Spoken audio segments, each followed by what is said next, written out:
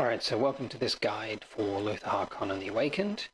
This is going to be an amalgamation of a review of my playthrough with a sort of general overview of how to play this campaign. So in this bit, I'm going to just sort of give a brief introduction of how to play, as well as an overview of where you want to go in the map and who you want to fight, and if you want to make any peace treaties, any alliances, that kind of stuff. So I'll just start off briefly. So I'm just going to auto-resolve this. You don't really want to. It's a lot of casualties, but you want to take this first settlement. You've raised dead. You've not auto-resolved it because it's too many casualties, and you want to make a lord. I think vampire is the best. You want to choose a trait that will be beneficial to you.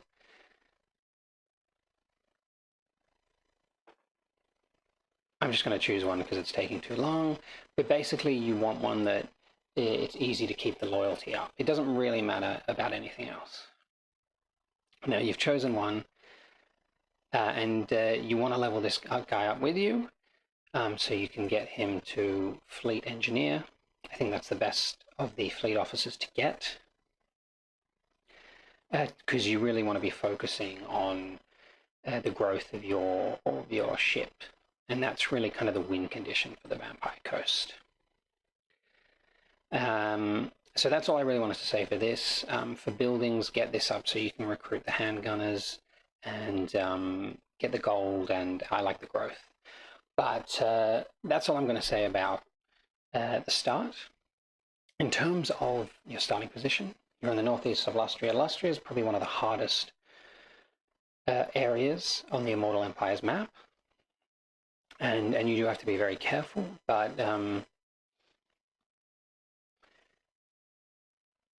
it is manageable. So my recommendation would definitely be to head down. Take out the Minor Skaven faction here after you've taken your province, after you've gotten a bit of an army going. You do have to be a bit careful because they do like to go to the Blood Swamp over here. So you just have to juggle that, but you do want to be taking the Star Tower of the Fuming Serpent.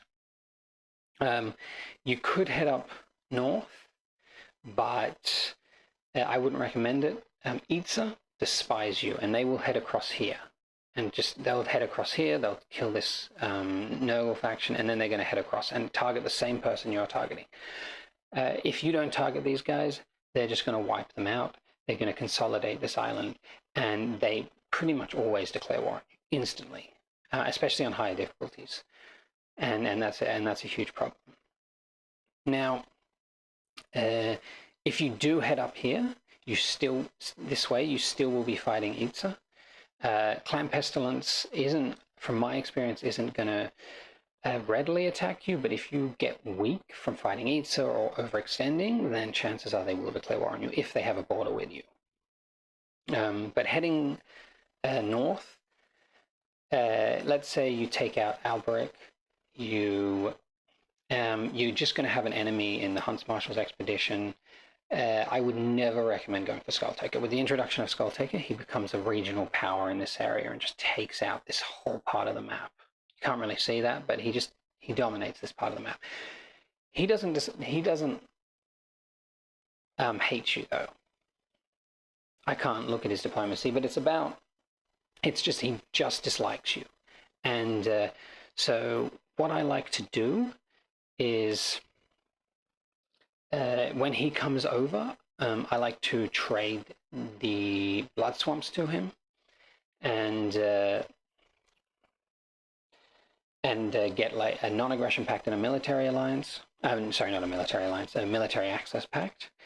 And he kind of just acts as this shield from everything in the northeastern corner of Lustria, all around here. And then you can focus on Itza, because Itza will have 3 or 4 armies. They're going to be difficult to deal with, and you really want to focus on that. Now I'm going to move over to a campaign I played.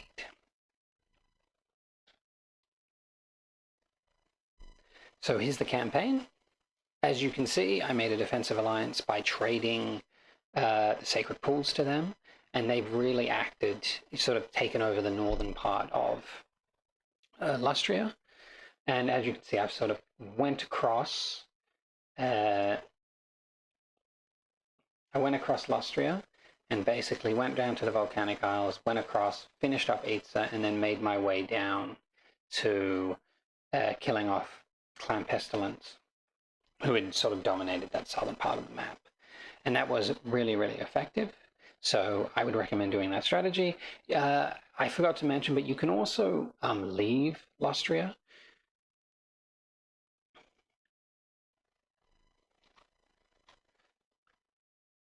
You can also leave Lustria and head to Araby. The main reason I said make a second lord is because Lustria is very bad for the Vampire Coast, and this ties into, I've got to find an army, good planning. The army that I would recommend you making. So handgunners are, in my opinion, the best unit in the early game. Had a lot of success with them. However, they are not that strong in Lustria. You do have to have quite a lot of experience with finding the right real estate within the maps that, within the battle maps, in order to make them work. And I think that as you get more and more units in a battle, the less valuable they get. And so I do tend to, if I'm versing, 2 or 3 stacks, and I've got 2 stacks, let's say, I do like to get rid of the large battle, untick it, so then it's only 20 units from both sides in the battle, because that's a far more powerful situation for handgunners. And that's why the Lord's so important in the early game. Now, as handgunners are solid units, they're not the best, but they're the best I think you've got in the early game. Armies like this, you want to get Vampire Fleet Captains with Vampiric Magic, basically for the spawns, summoning units, distracting whilst your ranged units kill off the enemy unit. Build order, basically you just want, I don't get my settlements past tier 3. Vampire economy and buildings are kind of meh, in my opinion. They cost a lot more as you go up, and they don't really give you a huge amount. You get like maybe 100 to 300 extra gold, and they're just not that valuable. But tier 3 for me is good because you've got your port at tier 3, and you can and you've got 3 build slots where you can do the buried treasure building chain. You can also, if you really want to min-max it, you can go the public order chain just for a little bit of extra gold, but as you can see, I haven't really bothered in this campaign. And then the focus will be on your shipbuilding for your legendary lords, and your legendary lord, and your the legendary admirals. So as you can see, it's turn 68, and I have all the legendary admirals. They're all getting their shipbuilding up. Once they've got their shipbuilding up, now this is my preference. I just like to go with an Necrofex spam. I think it's the most effective for the Vampire Coast and ties in really well with their shipbuilding. It's very strong. I don't usually recommend or would recommend Doomstracks, but it's just such a good one. They can spawn a unit of men when they're on low health. They can get healed from the Vampire Fleet Captains. They're all artillery. They're decent in melee, and once you have 5 or 6 of them running around, that's pretty much your win condition. Vampire Coves, not as good as they were in Warhammer 2. Lower growth, lower money from settlements, quite hard to make work.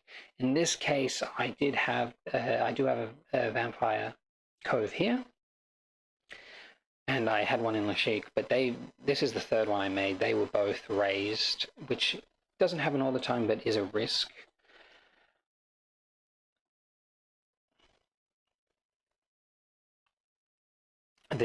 that can happen. So don't focus on them. If you've got the extra money and you've got the extra sort of time to do it, then make them, because passive income will always be better than just a lump sum that you have in your bank. But at the same time, the vampire captains are so important in this army composition to make it work that you should always have one. You can't just send it off and not use it. This sort of guide ties into a playthrough I did. If you want to get into the sort of nitty-gritty of what I said, just watch that. It's not identical to what I said, but in terms of battles and talents and all that kind of stuff, you can sort of get an idea of it from watching that. And also, I just wanted to say for minor settlements,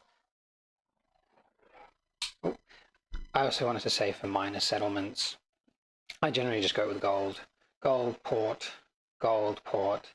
You just need all the money you can get in this campaign, and